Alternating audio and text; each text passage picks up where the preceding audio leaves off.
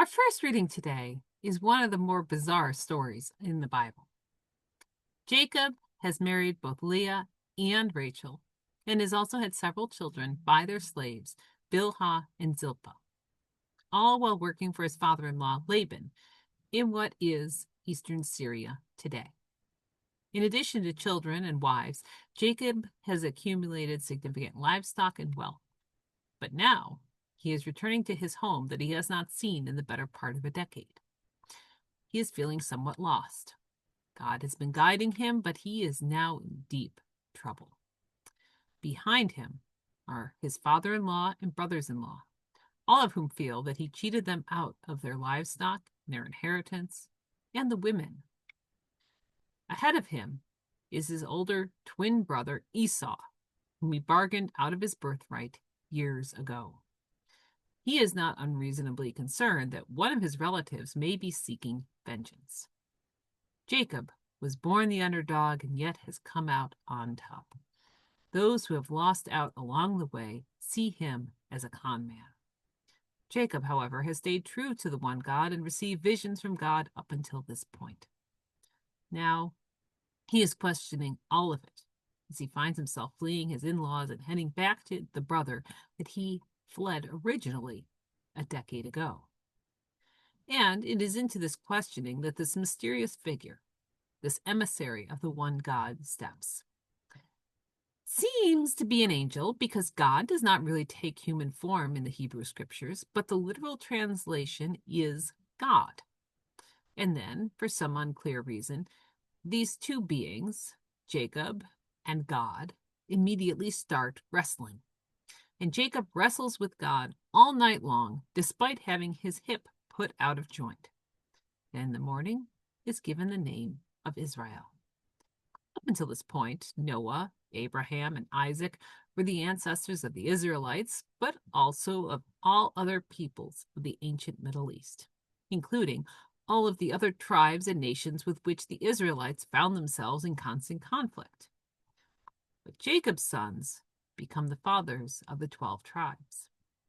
By becoming Israel, Jacob becomes the difference between all other peoples of the Middle East and the Jewish people. This wrestling with God is what makes the Israelites, the Jewish people, the Jewish people, God's chosen people, the chosen people. This is a strange and profound statement regarding who God is and what is expected of us as followers. Throughout the ancient Middle East and into the Mediterranean, Africa, Europe, and Asia, the notion of divinity was based on bribery. You give your God sacrifices, and the God in turn gives you good luck, especially in terms of ensuring that there is a good harvest. When the crops fail, you turn to ever more extreme sacrifices. And when they continue to fail, you become refugees in a new land or are conquered by a foreign army, and you then switch your allegiance to a new god. The gods were vengeful and irrational. They required unquestioning loyalty and obedience, or they would abandon you to starvation and death. But the God of Israel is different. This is the God who became the God of Israel through wrestling. Our God is a God who accepts and embraces the reality that our lives are not what we want them to be and that this world is imperfect. Our God is a God who is with us and who hears our cries and will in the end answer them, but who is not a vending machine with prices clearly shown and the results immediate. The people of Israel became the chosen people not simply by being born in a specific land or being conquered by a specific army, but by continuing to engage with God. The scriptures are not a story of a people who were unquestionably loyal to a God who made them prosperous and feared.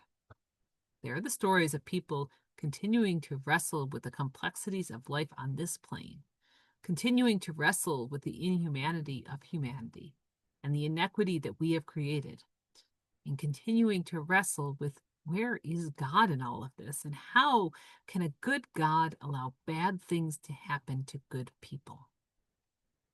They are the stories of how to have faith when all seems lost. And it is this notion of faith in God who is with us through the pain, a God who is willing to be wrestled with, the God of Israel, that Jesus is describing in the gospel today. God has not abandoned us.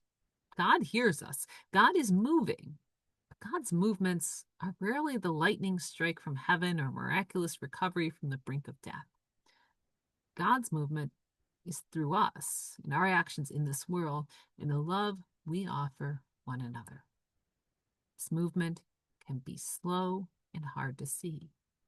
And because of this, we are called to continue to wrestle with our God. Amen.